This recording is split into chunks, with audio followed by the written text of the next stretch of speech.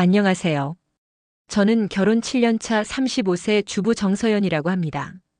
오늘 제 사연을 들려드리려고 용기를 내서 이렇게 글을 쓰게 되었어요. 사실 아직도 믿기지가 않는데요. 제 남편이 저 몰래 시댁빚 1억 원을 갚아주고 있었다는 걸 알게 됐거든요. 그것도 제가 친정 부모님께 단돈 1,000원도 못 드리게 막으면서 말이죠. 진짜 이게 말이 되나 싶으시죠? 저도 그랬어요. 근데 더 가관인 건 제가 따졌더니 남편이 한 말이었어요. 야, 어따 천한 니네 집안이랑 비교를 해. 이 말을 들었을 때 정말 머리가 하얘지더라고요. 결혼 7년 동안 참아왔던 모든 게 그 순간 폭발했어요. 그래서 저도 결심했죠. 이 남편에게 제대로 된 선물을 하나 줘야겠다고요. 저와 남편 민준혁은 7년 전에 결혼했어요. 연애할 때만 해도 남편은 정말 괜찮은 사람이었어요.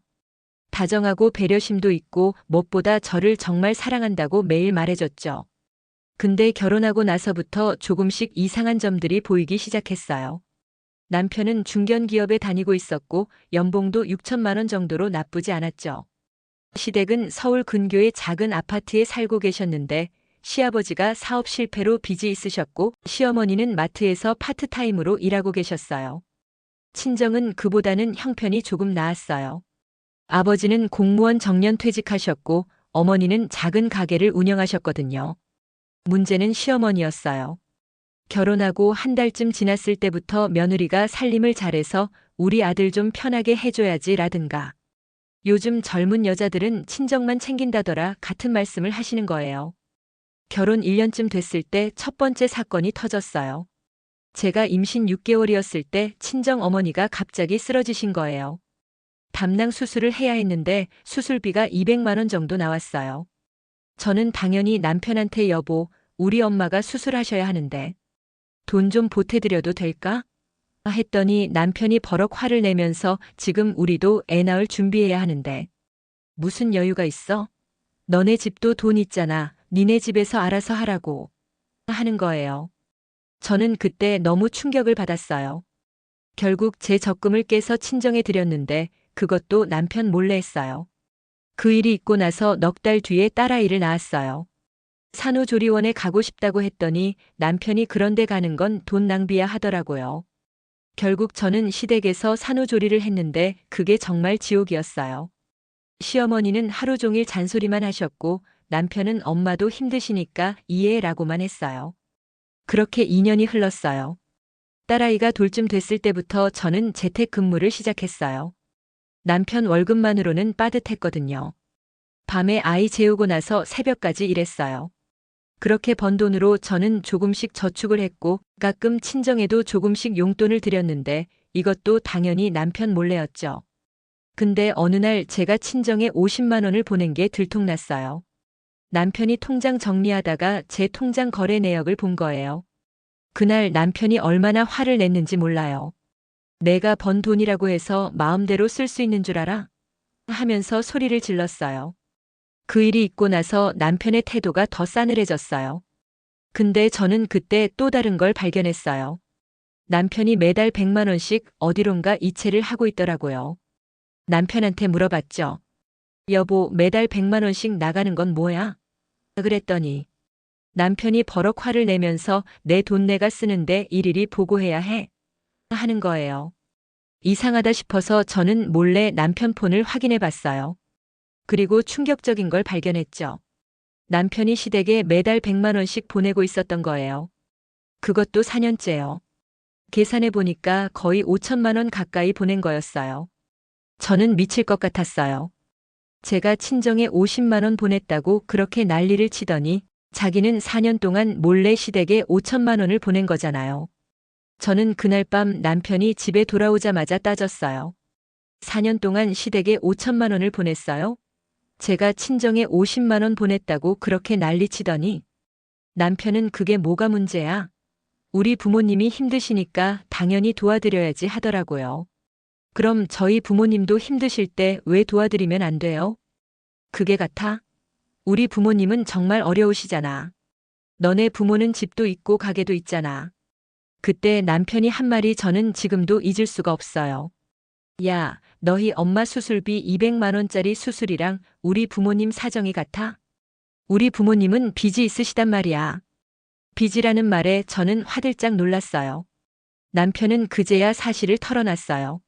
시아버지가 10년 전에 사업하실 때 진 빚이 아직도 남아있다는 거예요. 원래는 1억 2천만 원이었는데 지금까지 갚아서 남은 게 7천만 원 정도라고 했어요. 그 사건 이후로도 남편은 계속 시댁에 돈을 보냈어요. 근데 저한테는 여전히 친정에 돈 보내는 걸 막았어요. 어느 날 제 어머니 생신이었을 때 저는 남편한테 우리 엄마 생신인데 50만 원만 드려도 될까? 했어요. 그랬더니 남편이 요즘 돈이 빠듯하니까 나중에 주자 하더라고요. 결국 저는 제 돈으로 어머니한테 30만 원을 드렸어요. 근데 그것도 남편한테 들켰고 또 한바탕 싸움이 났죠. 내가 요즘 돈이 없다고 했잖아. 왜 자꾸 네 맘대로 해? 그럼 당신은 시댁에 돈 보내면서 왜 저는 안 돼요? 그게 달라. 우리 부모님은 빚을 갚아야 한다고. 그때 남편이 한 말이요. 야, 어따 천한 니네 집안이랑 비교를 해. 천한 니네 집안. 그 말을 들은 순간 저는 진짜 귀를 의심했어요. 이 사람이 지금 제 부모님을 천하다고 한 거예요. 같이 7년을 살면서 명절 때마다 존댓말 쓰고 웃던 그 사람이요. 저는 그날 밤 정말 많이 울었어요. 그리고 생각했죠. 이대로는 안 되겠다. 뭔가 제대로 보여줘야겠다고요. 다음 날부터 저는 비밀리에 조사를 시작했어요. 남편 카드 명세서며 통장 거래 내역을 전부 다 복사해뒀어요. 그리고 또 놀라운 걸 발견했어요. 남편이 저한테 말한 것보다 훨씬 많은 돈을 시댁에 보내고 있었던 거예요. 매달 100만 원이 아니라 어떤 달은 200만 원, 300만 원씩 보낸 적도 있었어요. 계산해 보니까 남편이 결혼 후 지금까지 시댁에 보낸 돈이 1억 원이 넘었어요. 정확히는 1억 2천만 원 정도였죠. 근데 남편이 저한테 말한 건 5천만 원이었어요. 저는 시어머니한테 전화를 했어요. 어머니, 궁금한 게 있어서요. 준혁 씨가 집에 돈을 보내드린다고 하던데 빚은 많이 갚으셨어요? 시어머니는 응, 많이 갚았지. 한 4천만 원 남았어 하시더라고요. 4천만 원. 남편이 말한 7천만 원과는 3천만 원 차이가 났어요. 저는 더 파고들었어요. 그리고 충격적인 사실을 알게 됐어요. 남편이 시댁에 보낸 돈 중에 일부는 빚 갚는 데 쓰인 게 아니라 시동생 결혼 자금으로 들어간 거였어요. 작년에 시동생이 결혼할 때 남편이 3천만 원을 보탰던 거예요. 그것도 저한테는 이런 방구 말도 없이요. 저는 정말 기가 막혔어요. 우리 결혼할 때는 양가에서 500만 원씩만 보태줬거든요.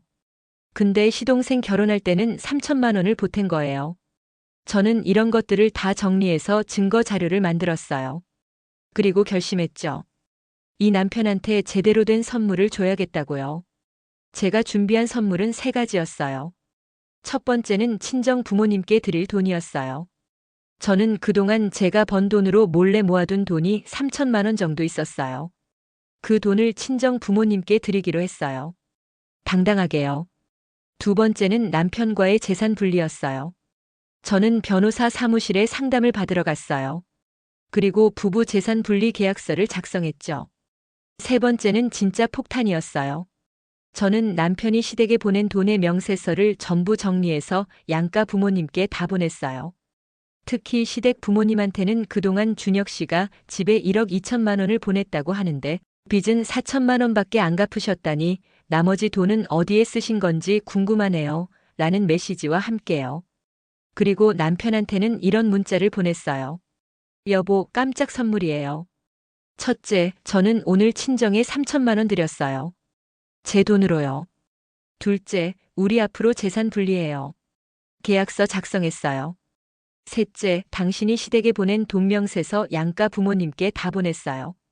당신 말대로 당신 돈 당신이 쓴 건데 떳떳하게 공개하는 게 맞죠? 아, 그리고 천안 제 집안에서 그동안 명절 때마다 시댁에 보낸 선물값도 정리했어요. 지난 7년간 총 1,200만 원이네요. 이것도 돌려받을게요. 천안 집안이 드린 거 받기 불편하실 테니까요. 문자를 보낸 지 10분도 안 돼서 남편한테 전화가 왔어요. 저는 받지 않았어요. 대신 다시 문자를 보냈죠. 통화는 나중에 해요. 지금은 제가 너무 화가 나서요. 참 시어머니한테도 연락 왔을 텐데 잘 설명하세요. 당신이 시동생 결혼 자금으로 3천만 원 보탠 것도요. 그날 저녁 남편이 퇴근도 안 하고 집으로 달려왔어요. 문을 열자마자 들어오더니 무릎을 꿇는 거예요. 서연아, 미안해. 내가 잘못했어. 저는 팔짱을 끼고 남편을 내려다봤어요. 뭐가 잘못했는데요? 내가 너무 생각이 짧았어. 니네 부모님한테 그런 말을 한 것도, 너한테 말 없이 그렇게 많은 돈을 보낸 것도 천한 집안이라고 하셨죠? 그건 내가 화가 나서 실수로. 실수요? 사람이 화나면 본심이 나오는 거 아니에요? 다음 날 친정 부모님한테서 연락이 왔어요. 어머니가 전화를 하셨는데 울고 계시더라고요. 서연아, 내가 그렇게 힘들었구나. 엄마가 몰랐어. 엄마 괜찮아요. 이제는 제가 알아서 할게요. 한편 시댁은 난리가 났다고 했어요. 남편 말로는 시어머니가 제가 보낸 명세서를 보시고 충격을 받으셨대요. 시어머니도 남편이 그렇게 많은 돈을 보낸 줄 몰랐대요. 특히 시동생 결혼 자금 3천만 원 때문에 시댁에서 엄청 싸웠다고 했어요. 며칠 후에 시어머니가 저희 집에 찾아오셨어요. 남편이 그러지 말라고 했는데도 오셨대요. 시어머니는 제 앞에서 눈물을 흘리시면서 사과하셨어요. 며느리, 내가 정말 잘못했다. 그동안 너한테 너무했어. 저는 차갑게 대답했어요. 어머니, 저한테 사과하실 건 저한테 하신 게 아니라 제 부모님한테 하신 거예요. 어머니가 직접 하신 말씀은 아니지만 준혁이가 그런 말을 할 수 있게 만든 건 어머니 태도 때문이에요. 시어머니는 한참을 우시다가 가셨어요. 근데 저는 그날 시어머니를 보면서 조금 마음이 누그러졌어요. 그래도 잘못을 인정하고 사과하러 오셨으니까요. 문제는 남편이었어요. 남편은 그 후로도 계속 빌었어요. 매일 퇴근하면 무릎 꿇고 다시는 안 그럴게. 내가 정말 잘못했어 하면서요. 근데 저는 쉽게 용서할 수가 없었어요. 준혁 씨, 제가 물어볼게요. 왜 저한테 거짓말했어요? 시댁에 5천만 원 보냈다고 했잖아요. 근데 실제로는 1억 2천만 원이었어요. 왜 거짓말했어요? 그리고 시동생 결혼 자금은요? 왜 저한테 말 안 했어요? 그건 말하면 네가 반대할까 봐. 당연히 반대하죠. 우리는 500만 원만 받아서 결혼했는데 시동생은 3천만 원을 보태준다고요? 그것도 우리 돈으로요? 준혁 씨, 솔직히 말해봐요. 당신 저 사랑해요? 남편은 깜짝 놀라더니 당연하지. 했어요. 그럼 왜 저한테 이렇게 했어요? 사랑하는 사람한테 거짓말하고 무시하고 상처 주고요? 저는 당분간 생각 좀 해볼게요. 이 결혼을 계속할지 말지요. 그 말에 남편이 완전히 패닉에 빠졌어요. 이혼은 안 돼. 제발. 하면서 울고불고 난리였어요. 그 후로 남편은 완전히 달라졌어요. 집안일도 돕고 육아도 적극적으로 하고 제 말도 잘 들었어요. 무엇보다 시댁에 돈 보내는 것도 제 동의를 구했어요. 한 달쯤 지났을 때 남편이 저한테 제안을 했어요. 서연아, 우리 다시 시작하자. 내가 앞으로 잘할게. 앞으로 모든 돈 문제는 니랑 상의할게. 그리고 우리 부모님이랑 니네 부모님 똑같이 대할게. 저는 그 제안을 받아들였어요. 근데 한 가지 조건을 달았죠. 좋아요. 근데 앞으로 시댁 갚는 건 중단하세요. 이미 1억 2천만 원이나 보냈잖아요. 더 이상은 안 돼요. 시부모님도 이제 자기 힘으로 갚으셔야죠. 우리도 애 키우고 살아야 하고 나중에 애 교육비도 들어요. 남편은 고민하다가 결국 동의했어요. 그런데 한 달 후에 놀라운 일이 벌어졌어요. 시아버지가 복권에 당첨되신 거예요. 5천만 원이요. 거액은 아니지만 시댁 빚을 거의 다 갚을 수 있는 금액이었어요. 시어머니가 전화를 주셔서 이게 다 며느리 덕분이다라고 하시더라고요. 제가 없었으면 계속 아들한테만 의지했을 텐데 제가 단호하게 끊어주셔서 시아버지가 정신을 차리셨대요. 그 일이 있고 나서 시댁과의 관계도 많이 좋아졌어요. 시어머니는 명절 때 제가 일하는 것도 배려해 주시고 친정 이야기만 나오면 너희 엄마 아빠는 어떠시니? 하고 물어보세요. 남편도 완전히 달라졌어요. 이제는 제 의견을 먼저 물어보고 중요한 결정은 꼭 같이 해요. 친정에 드릴 용돈도 알아서 챙기고요. 지난달에는 친정 부모님 결혼 기념일에 500만 원을 드렸어요. 시댁에도 똑같이 500만 원 드렸고요. 며칠 전에 남편이 저한테 이런 말을 했어요. 서연아, 그때 네가 그렇게 강하게 나오지 않았으면 나 평생 그렇게 살았을 거야. 고마워. 딸아이도 이제 5살이 됐어요. 얼마 전에 딸아이가 저한테 물어봤어요. 엄마, 나중에 나도 결혼해야 돼? 응, 하고 싶으면 하는 거야. 그럼 나는 엄마처럼 강한 사람이랑 결혼할래. 저는 그 말을 듣고 깜짝 놀랐어요. 엄마가 강해? 응. 엄마는 뭐든지 잘하잖아. 그리고 아빠한테도 무섭게 말하고. 저는 웃으면서 딸아이를 안아줬어요. 내가 딸한테 보여준 모습이 잘못된 건 아니구나 생각했죠. 돌이켜보면 그때 제가 그 선물을 준 게 제 인생 최고의 결정이었던 것 같아요.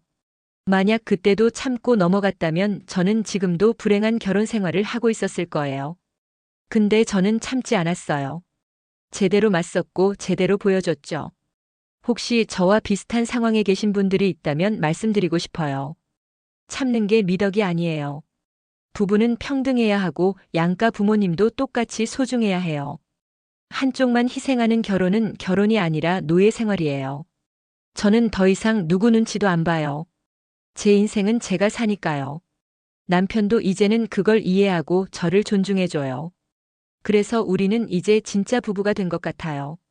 마지막으로 하고 싶은 말은 여러분도 참지 마세요. 억울하면 말하세요. 화나면 화내세요. 그게 건강한 거예요. 저는 그렇게 해서 제 인생을 되찾았어요. 여러분도 할 수 있어요. 제 사연이 누군가에게 위로가 되고 용기가 됐으면 좋겠어요. 참지 마세요. 당당하게 사세요.